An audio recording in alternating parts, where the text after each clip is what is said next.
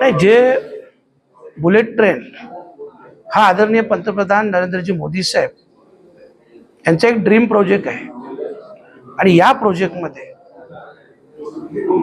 काही करोड रुपये हे बोगस पेपर बनवून लाटलेले आहेत, बोगस व्हॅल्युएशन दाखवलेले आहेत.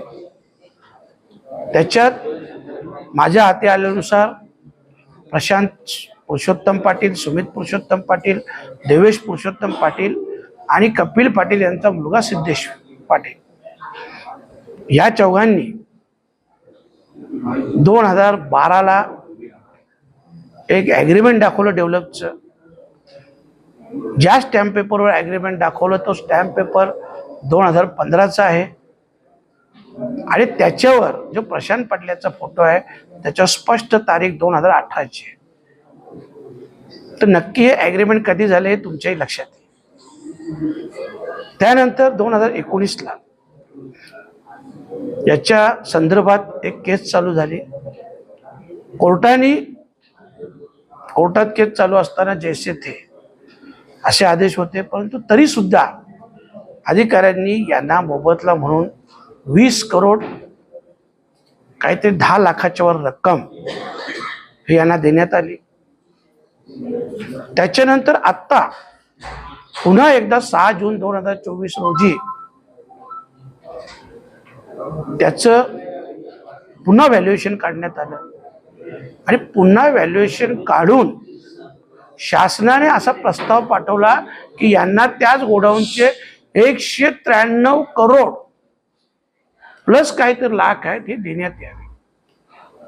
म्हणजे हा एक मॅटर विषयीचा मी भ्रष्टाचार बोलतो, तर असा काही 100 करोडचा भ्रष्टाचार हा आदरणीय पंतप्रधान नरेंद्रजी मोदी साहेब यांच्या ड्रीम प्रोजेक्टमध्ये झालेला आहे. ह्याचे सगळे पेपर तर मी त्यांना मेल करणार आहे, जमल्यास अधिवेशनात प्रत्यक्ष भेटणार देखील आहे.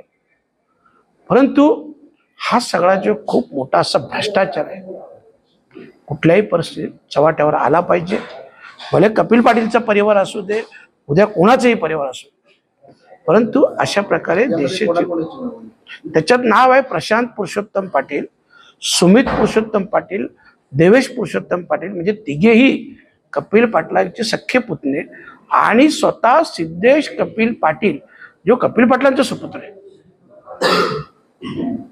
आणि याच्यात पण सांगतो का तेव्हा 20 करोड दिले ठीक आहे, आता पुन्हा शासनाचा प्रस्ताव गेला की त्यांना 193 करोड द्यावे. यामध्ये मग कुठेतरी शासनाकडूनच ही फसवणूक करण्यासाठी त्यांना पाठबळ दिले जाते. हो, शासन आणि ही सगळी मंडळी हे एकत्रितरित्या येऊन अशा प्रकारचं व्हॅल्युएशन दाखवून आणि ते पैसे आपसात वाटणी करून हा खूप मोठा भ्रष्टाचार करत आहे. आणि या भ्रष्टाचाराची मी चौकशीची मागणी देखील करणार आहे. मी तुम्हाला जसं बोललो, अधिवेशन चालू आहे, अधिवेशनात स्वतः पंतप्रधान मोदी साहेबांना भेटण्याचा मी प्रयत्न करेन, भेटेन, परंतु त्यांना उद्याच मी या सगळ्या गोष्टीचं मेल टाकणार आहे. ठळक घडामोडींसाठी देशोन्नती न्यूज चॅनलला सबस्क्राईब करा आणि बेल आयकॉन प्रेस करा. मुंबई, पुणे, नागपूर, मराठवाडा असो का विदर्भ, राजकीय, सामाजिक, शैक्षणिक क्षेत्र असो का क्रीडा, सर्वच घडामोडीचे विश्लेषण पाहायला विसरू नका. फक्त देशोन्नती न्यूजवर.